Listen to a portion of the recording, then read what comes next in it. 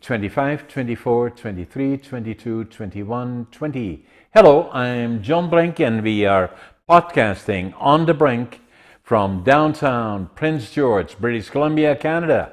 And for all those people that say, we know Canada, we know British Columbia, where is Prince George? Well, if you know Vancouver, most people do. We are 500 miles north of Vancouver in the center of British Columbia, a beautiful province.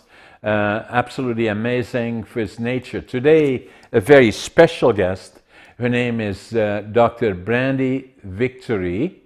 Did I say that correct, Brandy? You sure did. So, Brandy is can I call you Brandy? You can. Yeah, She absolutely. specializes in subconscious components of healing. And what does that mean, Brandy? Yeah, so that's kind of a loaded question. I Yeah, guess I could just thumbnail it for you yeah, in helping people understand that we have a conscious mind and a subconscious mind. correct. Our conscious mind is useful because it lets us have this conversation, work computers, drive cars, and make decisions. The subconscious mind is useful as well. However, it's on automatic pilot. So it's controlling our breath, our hormones, our digestion, our attitude, our habits. And luckily, it's doing that because we don't have to think heartbeat, lungs breathe, digestion work, hormones pump. I mean, we don't have to think about all that, which No, is awesome. yes. Where it gets a little sticky is that the subconscious is controlling our body based on past emotional stressors, belief systems, things we've learned from our mothers, fathers, teachers and preachers, and the things that have happened to us. So when we have an experience that might be emotional or upsetting, especially if we're young and we Trauma. begin to see the world through the lens of those experiences, traumas, and beliefs. And then when we become older, and we're still wearing those glasses, those rose colored glasses that are tainted with our traumas or past experiences, that may not be of service as an adult. And so people find themselves stuck in habits or stuck in patterns, stuck in bad relationships with food, bad relationships with money, unable to be in relationship with another human being or another partner in the way that they love, or just in their own body and having a level of self love for themselves. And so, what I do is help unwind those subconscious patterns, programs, and beliefs so that people can have the opportunity to have a new experience. So the clients that you engage then that come to you and with certain things that they don't fully understand, and you take them through a process to identify whatever has occurred, happened, or whatever is the driver behind that unconscious reaction or lifestyle or whatever it is. They may not even know it until you engage them in the interaction. Yeah, that happens. Sometimes people know exactly what happened when they were six, and other times people don't know. And honestly, we don't really have to know where it came from. All we have to know is that there's a limiter. There's some reason why I can't reach my next level. There's some reason why I'm hitting this glass ceiling and can't reach that level of income that I really want to reach or that level of well being. I keep getting stuck in a pattern of I keep getting sick or I keep getting hurt. And so we see what the pattern is. And then through the process, I've been doing this for well over 25 years. Through the process, we begin to unwind it. And the thing is, it's everything is energy that we're working with. And so when someone has a pattern or a problem or an issue or a limitation, that has a specific energy frequency that's keeping them stuck. And if we can shift that energy frequency, if we can shift it on a subconscious level, then the experience no longer exists. Yeah. And so in everyone virtually has been affected by something that may be not dramatic, but still has an effect on their subconscious, right? Well, I mean, yeah, I hate to see I say absolutes, but it's pretty much a guarantee if you're in a human body, you've had some kind of thing that's had an impact on you. And Right, the way we process trauma isn't necessarily it's not the trauma that's the problem, it's how we respond to what happened. So it could right, be something so tiny. I was coloring on the wall when I was a kid and I got in trouble. right. Affected that person maybe. So Yeah. let me be a bit of an example for you, if I may. Yeah, So please. I was born in 1940, and Mhm. I will be 84 in November. You're And doing amazing. thank you. And I was Yeah. born in northeastern Holland. And as you already know, that my parents were married, were in love, were married in 1938. Very quickly had a boy, my brother, and a sister, and they were deeply in love, and they were working on career. They had a place, and life was beautiful, and all things that happened were great. Then what happened is Hitler decided to invade Western Europe, and Yeah. Holland was invaded. My dad then was called into the Dutch army, and the last time they heard from him, they had seen him in Rotterdam just before the city was bombed in the middle of Rotterdam, and thousands of people died. So for 5 years, they wouldn't know if he was dead or alive. My mother then was Wow. pregnant with me. I was born in November the 1st. And then the first thing that I remember as a young boy, 3.5 to 4 years old, is hundreds of bombers in the air, Allied bombers, bombing Germany, in particular northwestern Germany, where all the main factories were that were making ammunition and equipment for the warriors. And and Yeah. and in the evenings, my mother would take us outside on a flat deck, not because to look at the beautiful planes. There were hundreds of them. The sound, I can still hear the sound of hundreds of bombers in the air. In the distance, we would see the sky being red, where cities were burning.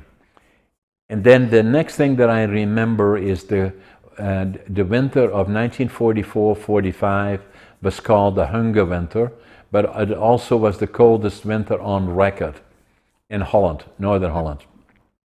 Okay. And every morning we would go out into the railroad yards with gunny sacks, my brother, my sister, myself, to pick up anything edible and burnable.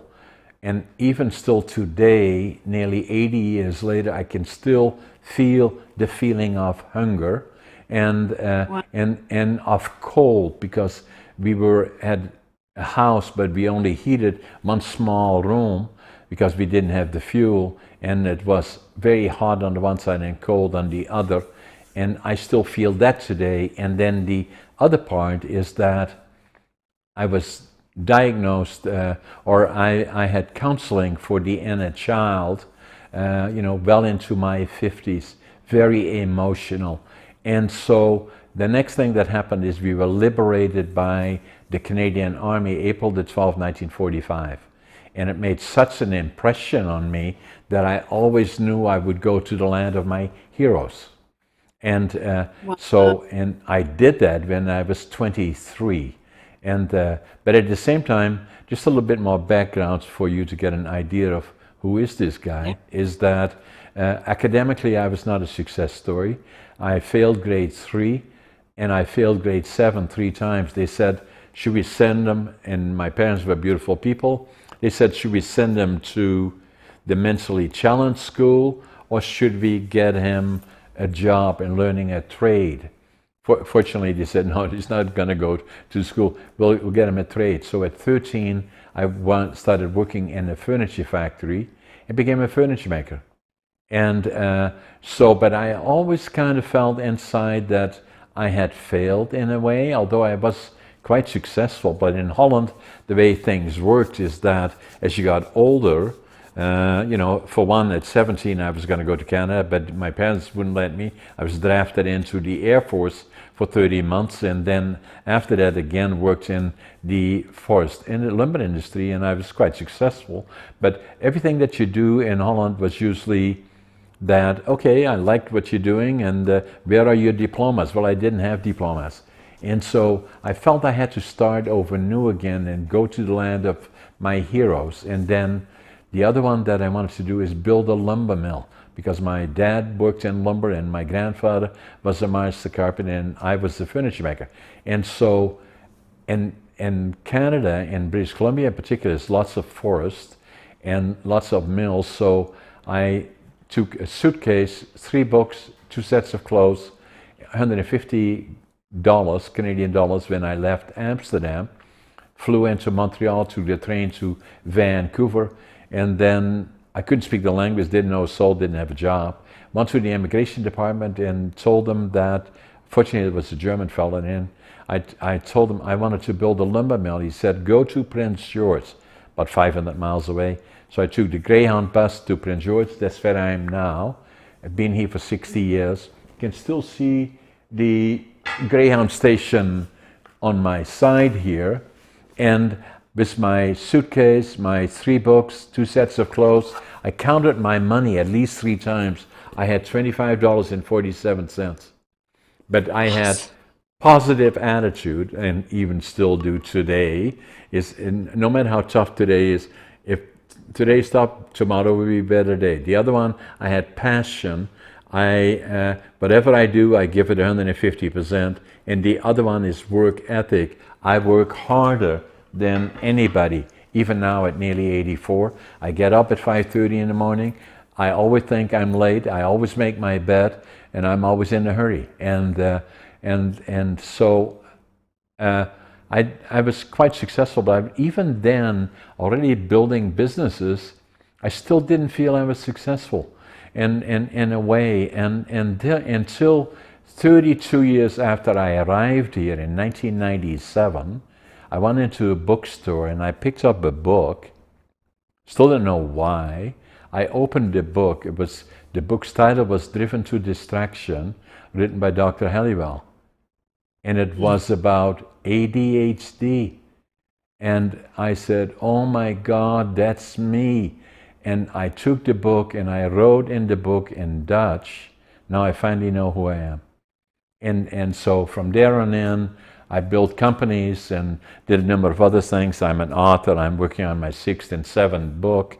Very active in podcasting. I have about 10 companies, but it's not about that part. But I went through all the ups and downs. One of the books that I wrote is Against All Odds. Not how successful is John, but rather all the ups and downs. People talk to me and say, you got to write a book about your life. And it took me, writing books is not easy, as you likely well know. And so it took me about 20 years, starting, stopping, and then I knew if I didn't do it now, it would never happen. So I started writing it, and it took me 80 years to live it, 20 years to think about it, 2 years to write it. And then since the time, I also wrote a book about ADHD, ADHD Unlocked. Quite popular, actually. Nice. So that's kind of lays out lots of work, for me, that going through the war years and then obviously a number of other things, school, but underlying a lot of it was ADHD. Totally makes sense. I mean, think about your history, right? Right. Yeah. So that then being said, the issues that you raised and that you specialize in, to me, are very important because, that health to me is very, very important. My wife is a vegetarian. I'm vegan. going to the gym, staying fit is very important for me. And then all of that, obviously, mentally to be at peace with who you are is very important, and have the feeling of confidence. Yeah, I agree. I totally agree. So, and even at a late age, the of discovering that I had ADHD, but still, so I'm very active now. I do a lot of speaking to younger people and people in high schools, colleges, and universities, and then at the same time my books. I enjoy that, and then being quite active on podcasting. Which again is an amazing media, really.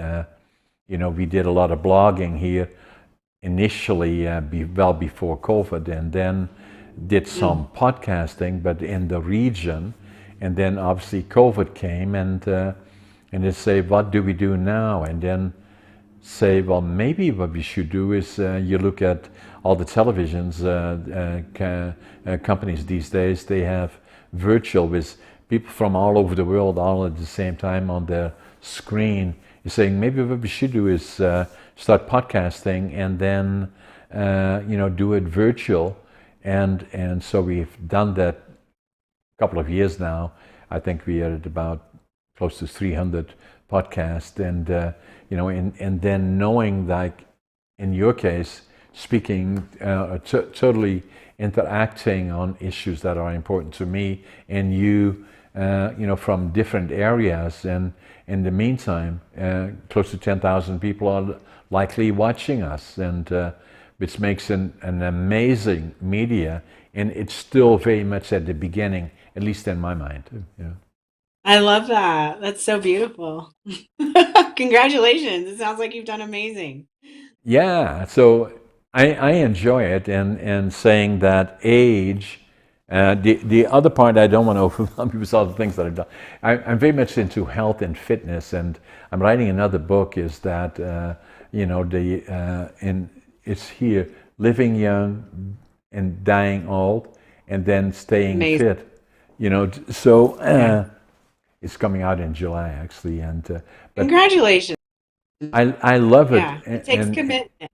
Yeah. and with all the challenges along the way, for anybody, is saying that to feel that confidence that and if I do presentation in particular, and people are critical about themselves as to what they look like, who they are, and all those other kind of things, I usually say every individual is special. There's only one of you on this earth, and and have that confidence that somebody is special. Yeah, it's actually I do a number of things, and the subconscious reprogramming is a part of what I do. Another part of my business is teaching something called centrally embodied, which is a women's embodiment class, and it's really about helping women come into having accessibility to pleasure in their body just like it is. Because in Right. our culture, I understand you're a man, you may not get this, but it sounds like you have a taste. We're really programmed as women to disregard ourselves, to apologize for ourselves. If it's not airbrushed, perfect, beautiful, Botoxed, filled, and boosted, we're not okay. So, I spend a large part of my time in this realm of helping people consciously and subconsciously and somatically in the body to really be able to find space within themselves to have availability for their ultimate authentic pleasure and truth with a capital T. Yeah, and I agree Mhm. with that 100%, Brandy. And that when I make comments, I don't make them to males or females, both the same. I simply say that that a lot of people are critical about themselves as to the way they look, the way they dress, or whatever is not quite right. I say there is only one of you on this Yeah. earth, and you are special, no matter what, male, female, or whatever you want to Totally. do is possible. And so that's usually my view on it. That's what makes people special, especially as it in our conversation to females in particular, but also males go through the same thing. I'm sure they do. I just happen to be in a female body this time around, so I kind of understand their story a little bit better. Yeah, So, yeah, yeah, I think probably all people have some of those conversations that go on, and I love the message that you're sending, and it's so vital because we let these stories and we let these thoughts and these beliefs about ourselves that we're aging or something's wrong with us or we're not good enough or whatever. And it gets in the way of us being able to show up in the most potent, powerful way and to be able to access the unique color of the rainbow that we've been brought here to bring to life for the world. yeah. And I believe people like yourself that guide people in that way, so that seek that confidence or the understanding of who they are or why they are feeling whatever they are feeling that may be different than it should be, then that to have that ability is very, very important. I found that with me that, with my, before we were married with my wife, we got into some challenges, which happens in every relationship, but we sought counseling. And then the interesting part about the counselor was I was already in my 50s then, and and so the counselor said to us that it would be an idea for him to have a discussion with John in particular as it relates to the inner child, which means that the little boy during the war years never quite reconciled, or the fear of losing that one parent, and that's Yeah. still very emotional, but very, very helpful. And so I see, for the males in particular, they are usually reluctant to seek help or counseling or whatever it may be to to understand things or at least get a better idea of who they are from a qualified individual that can help them in that direction. Is can be very, very helpful. Yeah, absolutely. Absolutely. It takes all the things, right? It takes our Right. eating, it takes our exercise, it takes our mindset, it takes having conversations like this and working on our inner child or our parts that are not necessarily caught up with our adult life yet. Right. Exactly. Yeah, for sure. So, so, so with your practice, then, do you have a website that you can share with our viewers? That how I do you do. interact, or can you share that with us? Yeah, absolutely. It's www.drbrandyvictory.com, and that's Dr. Brandy with a Y, victory like the cheer.com. And Excellent. on my website, I mean, it doesn't, it's really geared towards people who are looking for more of a functional approach to their health and well-being. So that's what you'll see there, because that is a large bulk of what I do is I help people get their organ systems optimized so that they can Okay. function and age well. Yeah. So what would that then look like, Brandy? That's in particular that, as you already could see from my living young, dying old, is basically the point that I'm Yeah. making.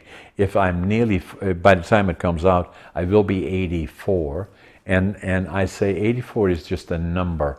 The critical part is that quality of life is more important than anything. And there are so Yeah. many people, the last decade of their life, whatever that may be, are usually not very good because of all kinds of issues that may affect them. And so the key is that at what point are you going to be more proactive about understanding diet, exercise, the importance of sleep, all those things to me are very, very important. Yeah, those things are incredibly important. And if we could just start with the basics, it's pretty simple. Get enough sleep, get some sunlight, put your feet in the dirt, and eat well. Like that Yeah, pretty yeah, much sums it up. yeah, However, the people who come to me are, I have a couple of different groups of people, and they're typically either my national athletes, national handball players, and things like that who are starting to get into their 50s and 60s and they want to continue to perform, or yeah, they have big business and they want to continue to keep their edge. And then yeah, I have a large group of women who are about 45 to 65 coming in, and they've got that little extra weight, they're fatigued, they've got pain yeah, in their body, their doctor says their labs are fine, but yeah. they know something's not right, Right. which is awesome because it's not diagnosable. Because if it was diagnosable, because that's what the medical model does, they diagnose and treat with drugs or Yeah, surgery. yeah. And if it's Chemicals. diagnosable, you've been on that path for a really long time and you're already in a Yeah, disease state, then that's been going on for a long time. yeah. I'm trained to see very subtle changes in physiology based on lab work and specialized lab work that I do with my patients. And then I can look to see what systems need support and we can bring them back to balance through nutrition and lifestyle and exercise and supplementation so that those systems are optimized and they can basically resolve the disease process if they're on that track. Right. And Yeah. and and then at the same time, the so what I believe is very important from everybody gets a point in life where they get a signal and saying, have a look at your body because the body is very forgiving, but at the same time you can only abuse it so long, and then things are going. The body wants to be healthy, but in my case, and I was 58. I had a case of diverticulitis that Oh, ruptured, and so I came that close, and then I knew, although my wife is vegetarian, I didn't listen all that well. I was not abusive, but not as good as I could have been. And so, mhm. and then I was also in the category of, that at the end of the year, we make these commitments. I'm going to do this, that, and the other things, and I'm going to buy a membership to the gym. And then I go for 2 weeks, and then I can find 100 reasons that I'm too busy. And so I did all of that. Yep. And so then I said, okay, I'm going to have to hire a trainer. I did that, and started in earnest training. I listened to my wife better. I became a vegan. I'm probably 90-10, I would say, and I like it, enjoy it. Then after being in the gym for about 6 years, and then I was in my mid 60s already, then somebody came up to us and said, "Hey, John, have you ever thought about competing?" I said, "Me? And why not?" So gives me a goal, right? So and we started seriously starting to compete. So that year, it was 2018. I competed in Northern British Columbia. Came in bodybuilding, third in bodybuilding, second in physique. That qualified me for the provincials. Came in third bodybuilding, second in physique. That qualified me for the nationals and the Arnolds. And then COVID came, and now again I'm as I showed you here is that that's a picture of me, and I'm That's training awesome. again, to go to the Arnold's in 2025 when I'm 85, and and Wow. and it makes me just about the oldest competitive bodybuilding in North America. So I I love it. imagine. That's amazing. And I enjoy it. So, but the part that I enjoy about it is fitness, and then in being motivated. I love going to the gym, and that's what I say to a lot of people about. They say, "Well, I'm too old. I don't want to go to the gym." And you don't have to be a bodybuilder and an Olympic. I'm doing that. You don't walk at least 20 minutes a day. Start slowly, and meaning a couple of days a week, then gradually pick it up a little bit to maybe half an hour at least. And then in my diet, I became much more active about diet, and then we usually mainly into plant based diets, and then so I do most of the shopping, even for my wife. So if I go to a store, I usually walk to the outside, and because in the Mm. center is usually you know food that has been processed, and I don't know what is in it, and so that's kind of what I do, and you know, and I love it, and the whole idea is I want to get to 120. I love it. I love that vision. Sounds like you're doing all the right things. And Yeah, the reality is what we're going for here is quality of life yeah, until we die. Like yeah, as long as I can move and feel fabulous and feel like I'm like making a difference in the world, that's I want to live my whole life like that. So I'm going to do exactly. whatever it takes to ensure that I'm doing the things that it's going to create that affect that change or Yeah. that from that experience. Yeah, and then I think people are getting more proactive in it. Podcasting is helping that process, I believe, to a certain Yeah. extent. And then people like yourself that are more proactive, and people are more willing to look at it and do more about it. But you know that it's not magic, and it's not you know, like what you were saying, is quality of life is critically important, and you know, not looking forward to you know, being affected by all kinds of things and being getting a handful of chemicals or pills or whatever every day. It's not good for you. No, it's not. I'm not saying there's not a place for that stuff, but Oh no, for yeah, longevity and quality of life, you got to get to the root cause of the problem. You can't just put a pill in and resolve a symptom and expect everything's going to be fine. right, yeah, Yeah, doesn't work like that. yeah, Yeah, and that's our training. I mean, the reality is that's what we get trained to do in our society. Take a pill, make it better. yeah. Sad. Now, what you're doing is, do you do it online as well? Where are you located, Randy? I am located just outside Boulder, Colorado, and yes, I Oh do yeah. work with people virtually as well. Yeah. Yeah. So that has become much more active as well, particularly after COVID, you believe? This community. Yeah, no, I meant, you know, interaction on virtual, on computers or Oh, television. yeah. Yeah, Yeah, for sure. I mean, when COVID happened, I was a non-essential worker, so I had to close my practice and I had an in-person practice. And I had done that before in the past, so it wasn't new to me to do that, but it definitely stuck around since. yeah. And what I see now is some of the people that we had on our podcast is that people that work internationally, you know, on virtual TV, podcasting, or having sessions that they really interacting with people from around the world, which are unique, really. Yeah, it's really cool what technology has helped us do. It's unfortunate that too many people get stuck behind it and then they forget about taking care of themselves. Yeah, yeah. So, so if you look in a general way, so the root cause of resolution, what does that really mean? Root cause resolution. Right. Yeah, so it means getting down to the root of what caused the problem. So if somebody has a Right. digestive issue, say they have constipation or diarrhea or irritable bowel or ulcerative colitis or any of those things, there's a reason for that. And the diarrhea is not the problem or the food is not a problem. Perhaps there's a food sensitivity.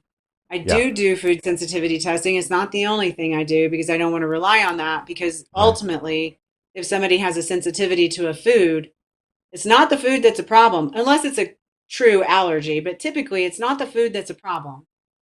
It's that there's an issue with the gut lining or with dysbiosis, too many bacteria of the wrong kind in there, uh, no motility. So we got to correct the underlying problem. And so that is both a physiological thing. So we got to improve motility, get the bacteria right in the gut and seal the gut lining. And we also have to work on the back end and the consciousness that creates. Consciousness creates. And so if we have a physical experience, there is a level of consciousness and an energetic frequency that creates what we experience here in the three-dimensional reality. And so if we're just taking a pill or a probiotic and it's not getting better, there's probably a level of consciousness that's a blueprint for that physical experience. So for people that have constipation, very generally, we can look at what is it they're not wanting to let go of. If you Yeah. have low back pain, where is it you don't feel supported in your life?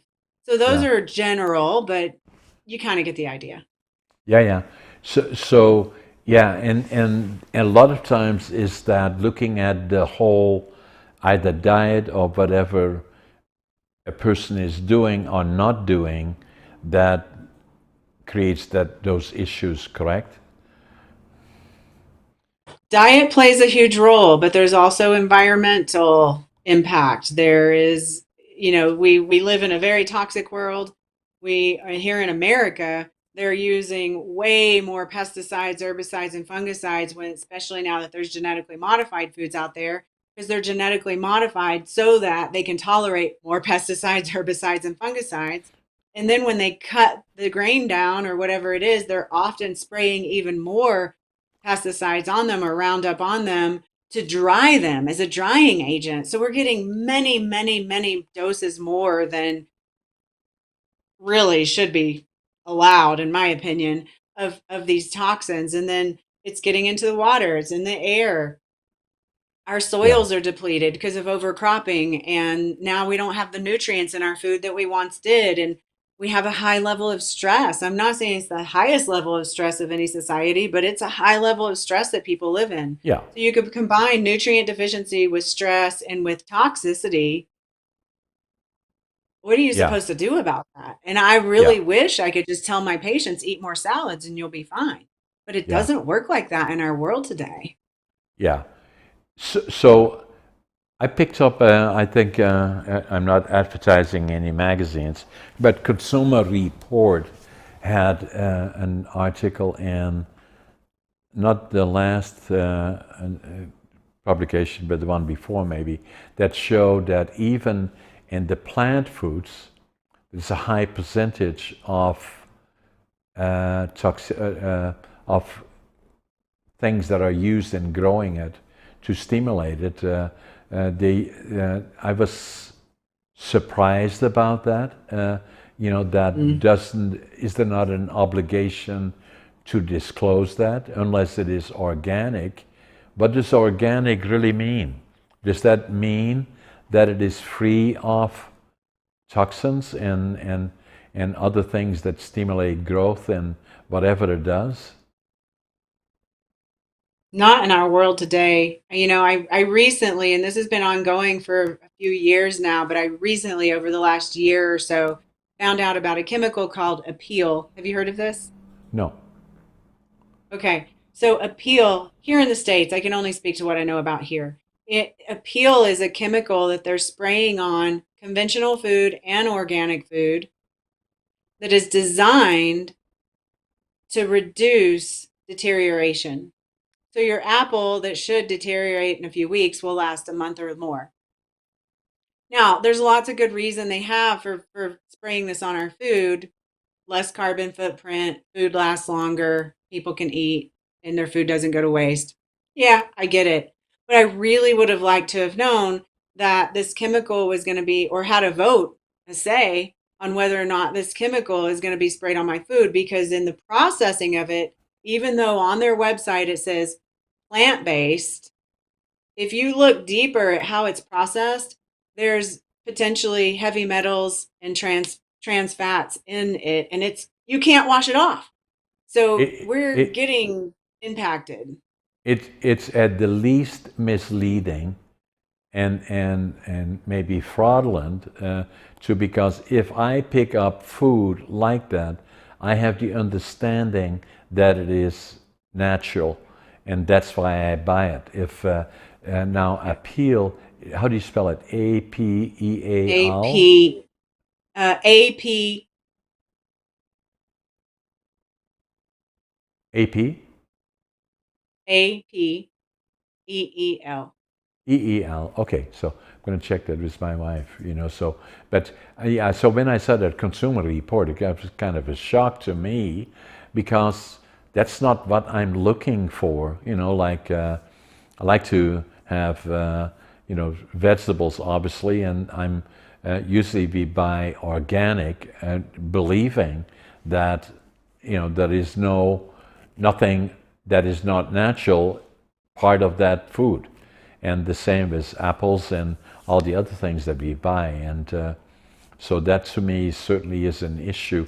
But I saw it in Consumer Report, and I think the week before they had another one of about another thing that directly related to it. So if that is a positive, because I saw it last week, and I should have had it with me here to show it to you, because I took the magazine with me and I had it in my case. But Mm. is the good news that it becomes more public? And then at what point do grocery stores disclose the real thing that you're getting? Yeah, it's a great question. I don't know that we have an answer. I know here where we're at in the Boulder area, which is pretty progressive when it comes to food, we do have grocery stores that have vowed not to source vegetables and fruits from farmers using a peel. So that's a first step. But for those that don't have access to grocery stores that are doing that, I'd highly encourage people to go to their CSA, go to a farm that's near, buy from your farmer, find out if they're spraying. They don't have to be an organic farm. There are many farmers out there who can't afford the organic certification, but they're really treating their plants and their crops appropriately and care for the health of humanity. So Yeah. those are all over the United States, I know. Yeah. We would be the same in Canada, I believe. I do a Okay, lot of I would traveling in think. the United States. Yeah, because we are very progressive in terms of health and fitness and all the things around that. And it certainly will become one of my questions and my wife's. That what does it really mean to the store where we shop, that it does not, if they say it's natural or organic, that's what we expect.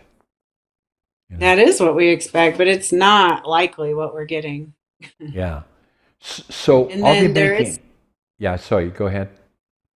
there's I just heard about this and I haven't done the research yet, but apparently the in the vegetable aisle when they spritz and spray Yeah, the vegetables to keep them wet, yeah. apparently there's a chemical in some grocery stores, not all, that's being sprayed in that aerosol. So I've got some little bit of research to do on that because I'm like, okay, another chemical being put on my food. Yeah, exactly. Yeah, so certainly questions that we're going to ask. So that's the encouraging part. The other one that I found encouraging in Consumer Report, they, I was very impressed the last two editions that talked about food in particular. So am I optimistic to believe that the customer is becoming more informed and more demanding? Cost of food is a big item in your budget for one, and if you Yeah. especially are prepared to pay extra to make sure that it is natural, organic, you expect that, or at least being informed. Hmm. Yeah, So for sure. It's important to be informed, but the reality is most people, at least here, I feel like believe that if it's on the shelf, it's fine. But what people don't realize is that mindset has caused us to be a sick culture. But people don't realize they're sick because it's been this subtle change in their health and they just say, "Oh, I'm getting older." But in reality, if we look at a picture of people on the beach in 1975, versus the picture of people on the beach today, it's real obvious we're a sick culture, but Yeah. people don't realize it and they think they can just keep making the same choices and it's not going to be a detriment to their health. Yeah, and your body is an amazing part of who you are, extremely forgiving, but it only will tolerate abuse for so Yeah, long, and then right. you have to start doing something about it. And even for younger people, I usually say that that the more aware you become, and the benefits of that, if you are, then it not only gives you a better chance of longevity, but also quality of life, which is equally, if Yeah. not more important, is that Yeah. to have that quality of life and still being able to do whatever you want to do, if it is being a bodybuilder or going to the gym or having being active and so makes so much of a difference, right? So the Oh, and you know yeah, absolutely. A huge difference. I mean, Alzheimer's and dementia and those types of terrible diseases that people get when they're older have actually been building up in the system for decades. So now more than ever is reason to begin to take care of yourself. If you can turn some of that stuff around, which you can, because just like you said, the body's resilient. It will respond if we just give it a little attention. it wants But to we have to be start now. healthy. Yeah. Yeah, it does want to be healthy. Yeah, it naturally wants to be healthy. If you just give it a little bit of something good, then hey, good things can happen. And you will like it if you do. Like for me, to be vegan, is not an effort. I love it. So I'm so used to that type of a diet. Thank you to my wife substantially, with all due respect. And then going to the gym. I love it. I love, in my case, going to the gym. I know friends that that go for walks or ride bike, and to feel strong and healthy, and from exercise. Again, what happens to people if they get older. Falling is an issue, Yeah. and all that sort of thing. The more you exercise, the more you can, not necessarily like where I live, we have winter 5 months of the year, and snow and all the other things. I may fall, but I get up very quickly and not break something because I'm fit. And so that makes Yeah. the difference. It does. It makes a huge difference. And, for most people, especially if they're not into fitness, starting a new fitness program is really scary and hard and it's uncomfortable. But what I see in my patients that begin something like that, because I send them to trainers and different things, is that within a very short period of time, if there is consistency, they're going to get stronger and they're going to feel the difference in their body.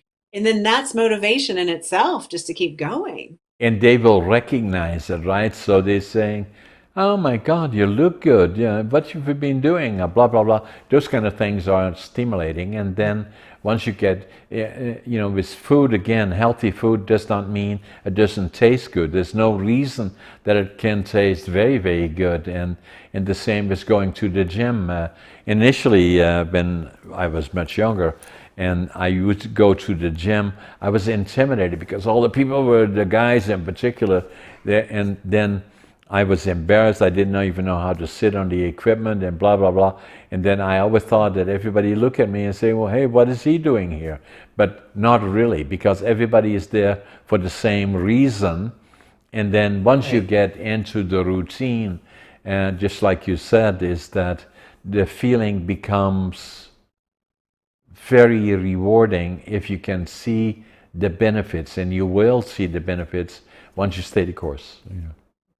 Yeah. Yeah. And, granted, it is very hard to overcome our old habits. Like that's the challenge, right? That's why I work with people and their subconscious is the subconscious program is, oh, I'm tired. I worked hard today. I should just have a glass of wine and watch some Netflix or lay in bed and scroll Instagram.